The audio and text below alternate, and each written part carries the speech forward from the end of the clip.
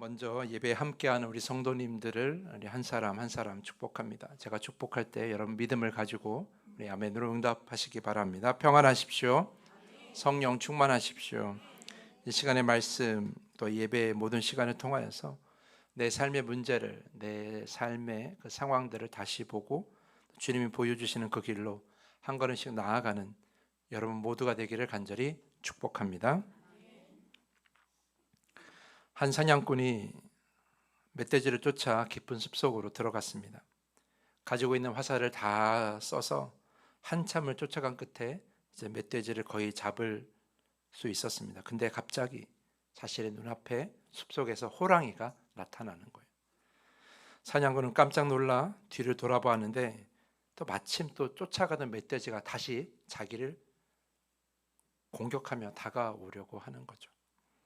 사냥꾼은 앞으로 가자니 호랑이에게 잡힐 것 같고 뒤로 가자니 멧돼지에게 공격당할 것 같아서 이러지도 못하고 저러지도 못하고 있었습니다. 화살은 다 떨어졌고 할 수 있는 것은 아무것도 없는 그런 절망적인 상황에 놓이게 된 것이죠. 이처럼 이러지도 못하고 저러지도 못하는 그런 상황을 우리는 사자성어로 진퇴양난이라고 합니다. 살다 보면 이런 진퇴양난의 순간들이 다 있습니다. 열심히 살아왔는데, 정말 열심히 최선을 다해서 살아왔는데 와보니까 막다른 골목인 거예요. 와보니까 길이 없는 거예요. 그렇다고 다시 돌아가자니 지금까지 살아온 그 시간들이, 그 노력이 너무 아까워서 나아가지도 못하고 뒤로 갈 수도 없는 그런 진퇴양난의 순간들이 여러분들에게 다 한 번쯤은 있었을 겁니다. 어쩌면 지금 여러분에게 그런 순간일 수도 있을 겁니다.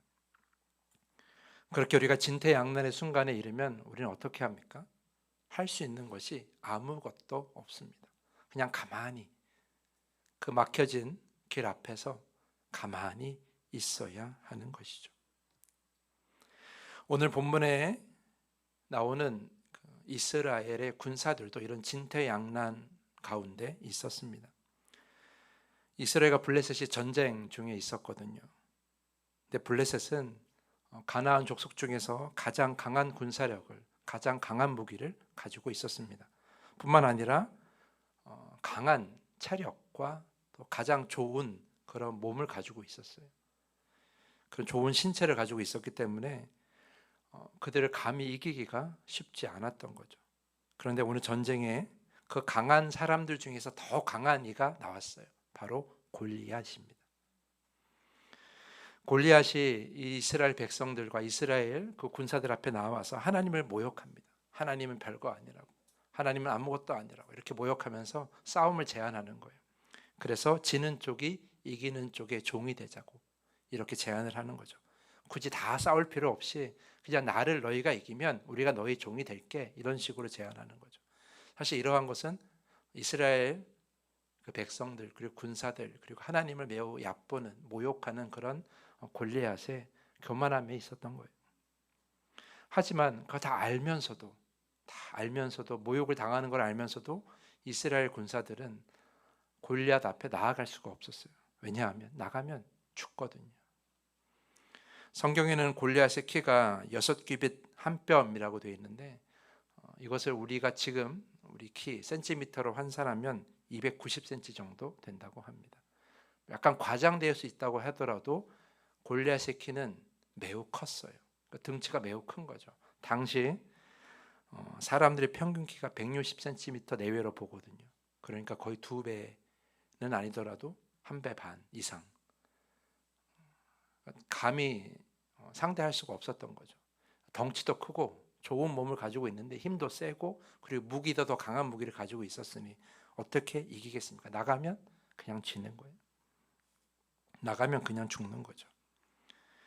그렇다고 해서 물러날 수도 없었어요. 성경 말씀을 보면 도망치는 군사들도 있었다라고 기록되어 있지만 사실 이 군사를 이끌고 온 당시 왕이었던 사울은 퇴각할 수 없었어요. 왜냐하면 퇴각하면 이제 앞으로 오랫동안 그 블레셋 사람들의 괴롭힘에 살아야 하기 때문이에요.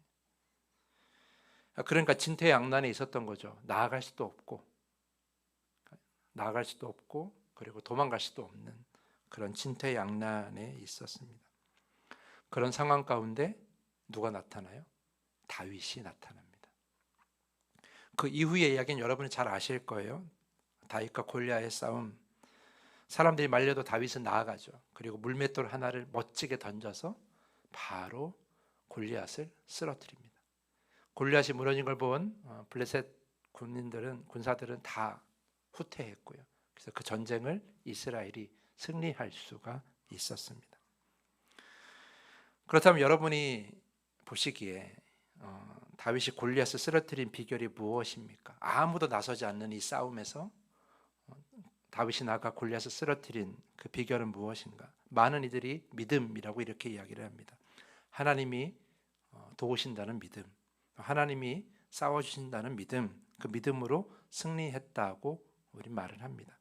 물론 틀린 말은 아니지만 저는 여기에서 한 단계 더 들어가려고 합니다. 이스라엘 군사들에게 처음부터 믿음이 없었을까요? 그것은 아닐 거예요. 이스라엘 군사들이 처음부터 하나님을 몰랐을까요? 그것도 아닐 거예요. 다윗처럼 하나님도 알고 하나님을 믿었어요. 그들이 어떤 민족입니까? 들어갈 수 없는 그 가나안 땅에 그 수많은 족속들과 싸워서 이긴 족속이에요. 그냥 싸운 것이 아니라 하나님이 싸워 이겨주신 거잖아요. 그 가나안과의 전쟁, 그 불가능한 싸움을 승리하게 하신 하나님을 경험한 자들이 바로 이스라엘 백성들이에요. 그렇기 때문에 그들에게 믿음이 없었을 리도 없고 하나님을 모를 리도 없었다라는 거죠. 그런데 지금 골리앗 앞에서 믿음을 가진 자는 다윗밖에 없는 거예요. 골리앗 앞에 나아가는 자도 다윗밖에 없는 거죠. 왜 이스라엘 백성들, 이스라엘 군사들은 골리앗 앞에 나아가지 못했을까? 왜 가만히 그 자리에 머물러야만 했을까? 이 질문으로 오늘 한 걸음 더 드러나려고 하는 거죠. 제가 봤을 때 제가 말씀을 가만히 묵상해 보니까 다윗과 이스라엘 군사들의 차이점은 거기에 있었어요. 바로 문제의 본질을 파악하는 것이 달랐다라는 거죠. 서로 문제를 다르게 인식하고 있었어요. 다윗이 생각하는 지금의 문제, 그리고 이스라엘 군사들이 생각하는 문제가 서로 달랐다. 그 문제가 달라서 그들의 행동이 다를 수밖에, 문제의 파악이 달라서 그들의 행동이 다를 수밖에 없었다라는 거예요. 제가 이 이야기를 조금 자세하게 해드리기 위해서 요즘 제가 읽고 있는 책에 관한 그 이야기 좀 하려고 합니다. 제가 요즘 기획은 이형식이다라는 책을 읽고 있어요. 기획이라는 책을 읽고 있는데 그 책의 저자는 이렇게 말합니다. 문제를 명확하게 정의하는 것으로부터 기획이 시작된다라고 이렇게 말을 합니다.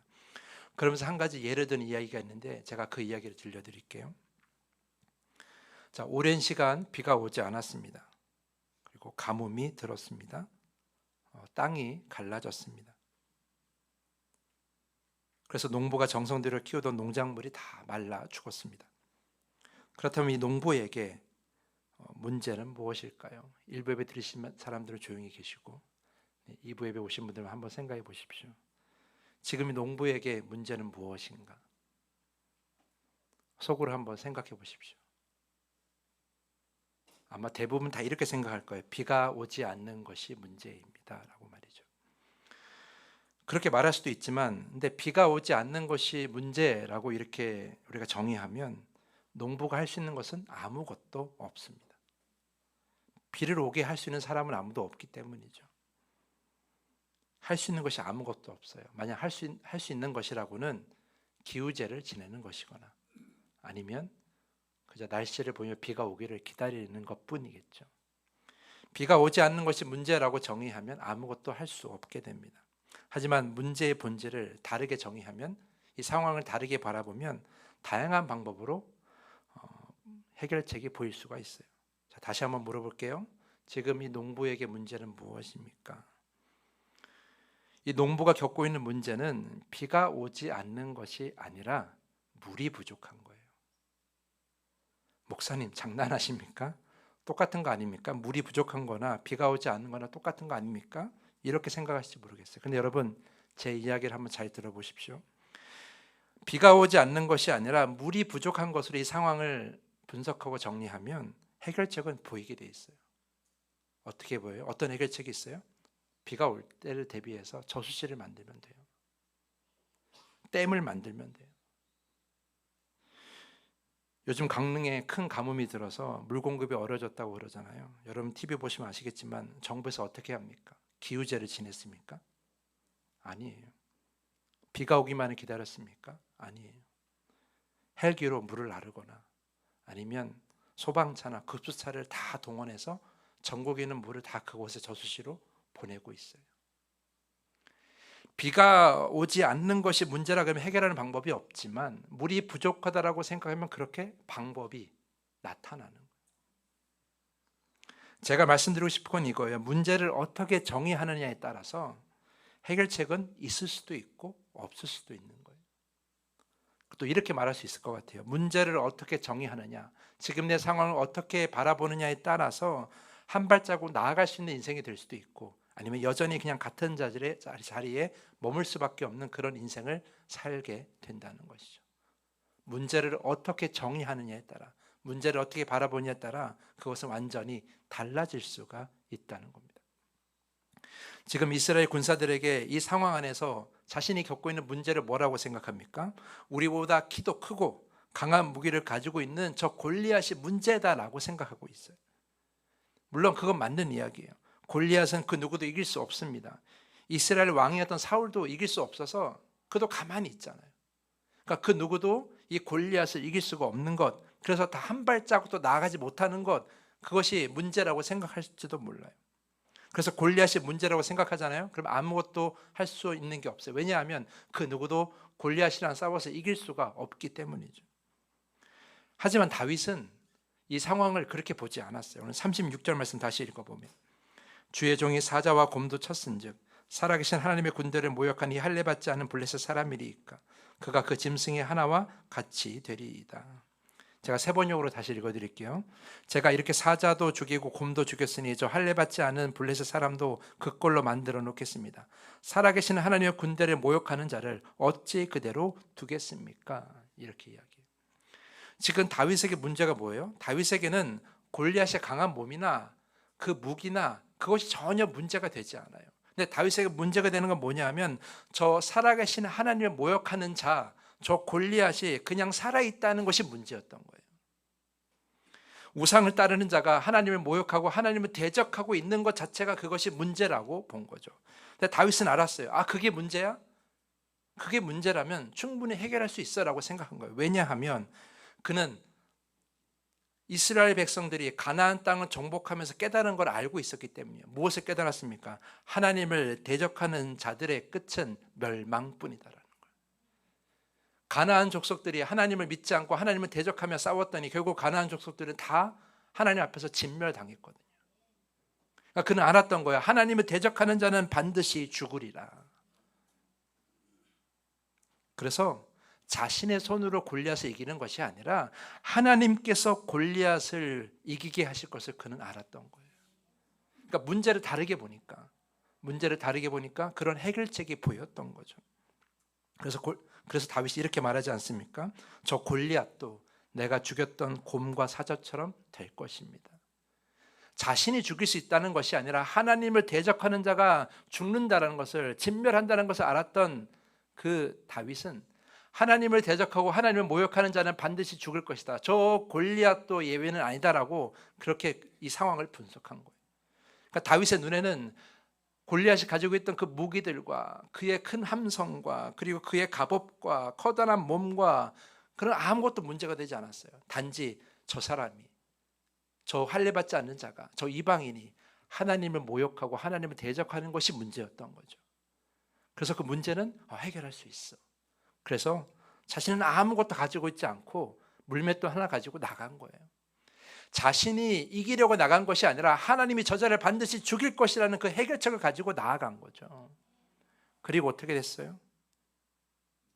결국 하나님이 골리앗을 죽인 거예요.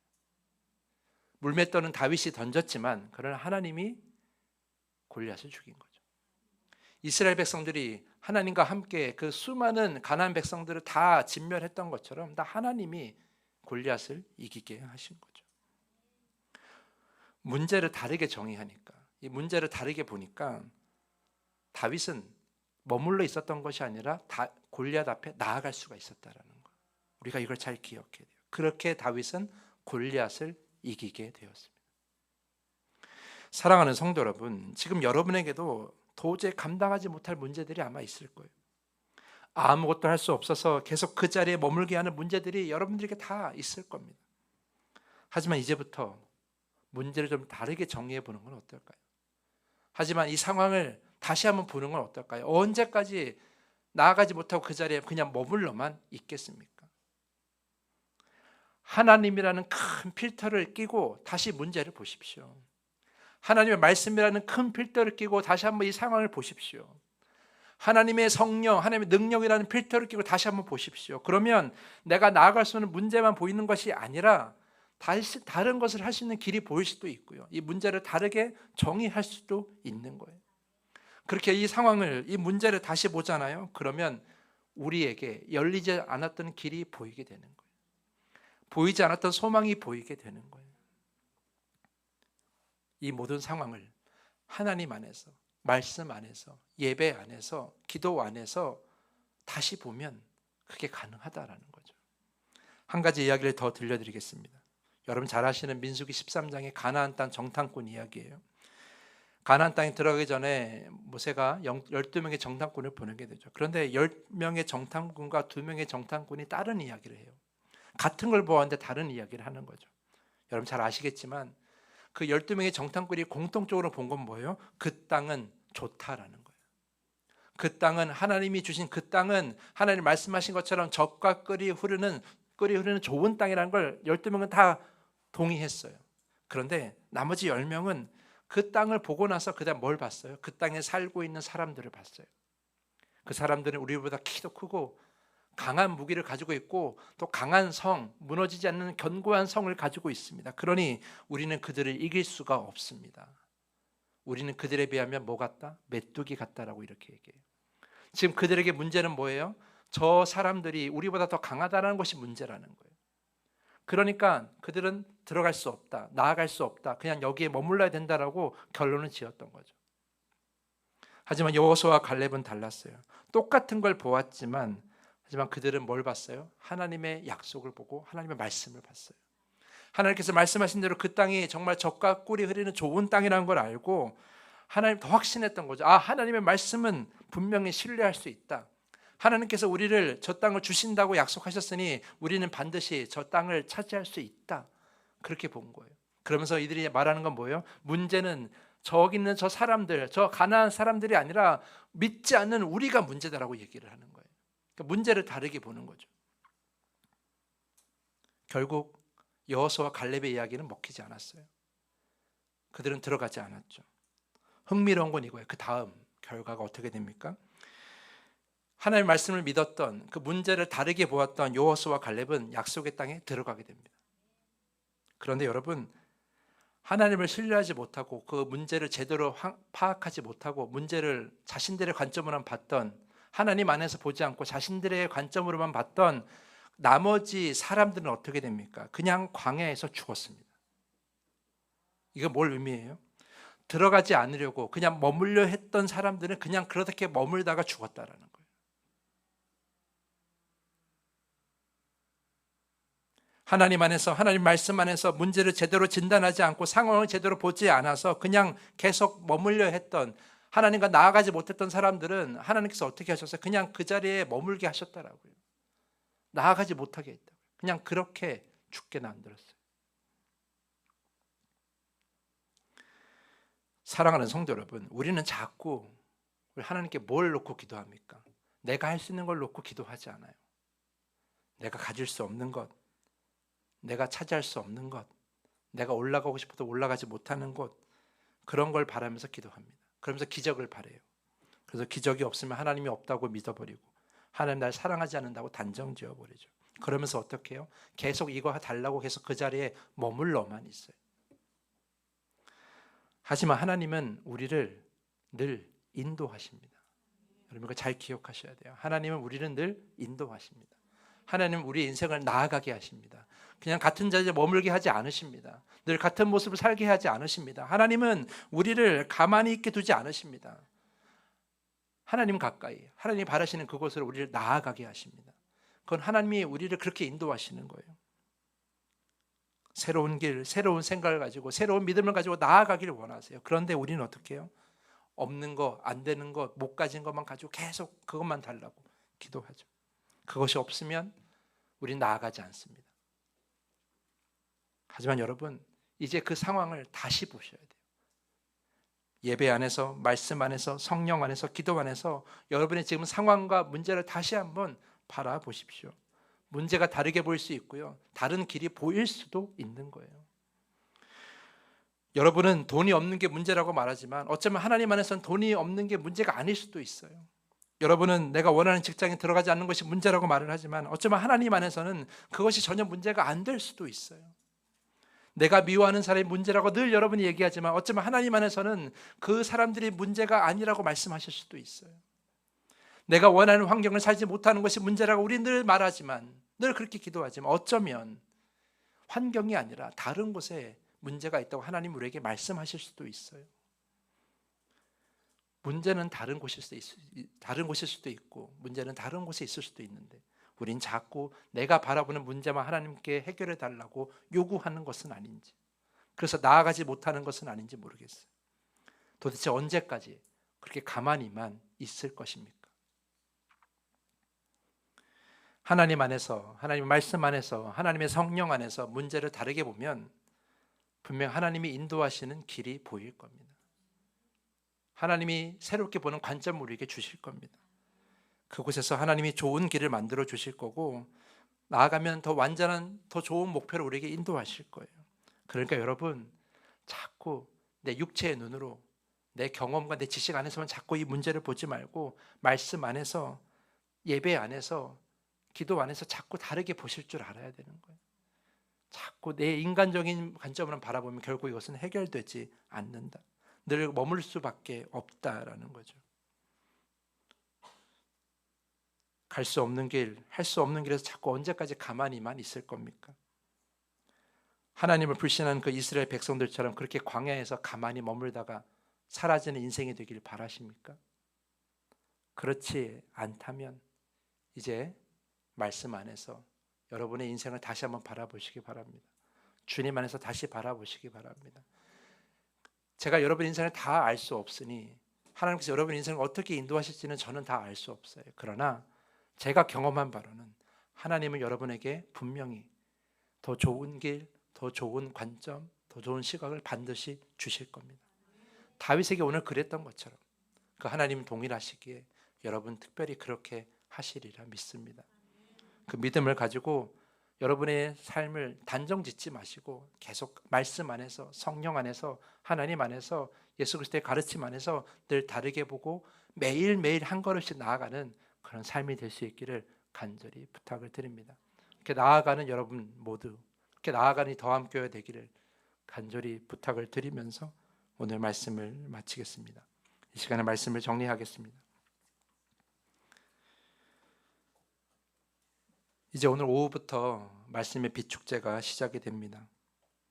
긴 호흡으로 8번의 말씀을 나누는 이 긴 호흡으로 이루어지는 이 말씀의 비축제는 특별한 은혜가 있습니다.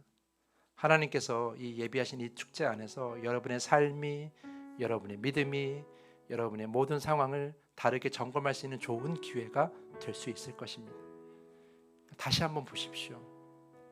정말 내가 문제를 제대로 보고 있는 것인지, 정말 내가 제대로 하나님께 기도하고 있는 것인지, 혹시 내가 잘못된 것을 파악하고 문제로 생각하고 잘못된 길을 자꾸 요구하고 있는 것은 아닌지, 자꾸 문제가 잘못 파악하여 답이 없는 길에 자꾸 내가 매달리고 있는 것은 아닌지 한번 여러분 돌아보셨으면 좋겠어요. 중요한 것은 하나님께서 그런 여러분의 믿음과 그런 여러분의 나아감에 하나님은 반드시 응답하신다라는 거예요. 이 말씀의 비축제가 그런 귀한 시간이 되기를 바랍니다. 여러분의 문제가 새롭게 정의되고 여러분의 삶이 새롭게 정의되고 여러분의 모든 고민과 걱정과 그 모든 어려움이 새롭게 정의되는 그런 이런 말씀의 비축제가 될 수 있기를, 그래서 계속 그 자리에 머무는 인생이 아니라 매일매일 한 걸음씩 새롭게 나아가는 그런 인생이 될 수 있기를 간절히 축복합니다. 그런 우리가 말씀의 비축제가 되길 이 시간 간절히 바라면서 오늘 이 시간 우리 우리 다짐의 기도를 드리겠습니다. 주님 말씀 가운데 우리가 깨닫게 하여 주시옵소서. 주님 말씀 가운데 우리가 새롭게 보게 하여 주시옵소서. 우리의 문제